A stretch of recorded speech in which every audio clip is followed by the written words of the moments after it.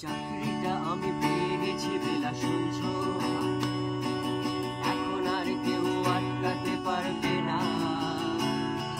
সম্বন্ধটা এইবার তুমি ভেস্তে দিতে পারো, মাকে বলে দাও বিয়ে তুমি করছো না। চাকরিটা আমি পেয়ে গেছি বেলা শুনছ, এখন আর কেউ আটকাতে পারবে না। সম্বন্ধটা এইবার তুমি ভেস্তে দিতে পারো, মাকে বলে দাও বিয়ে তুমি করছো না। চাকরিটা আমি পেয়ে গেছি বেলা সত্যি, আর মাত্র কয়েকটা মাস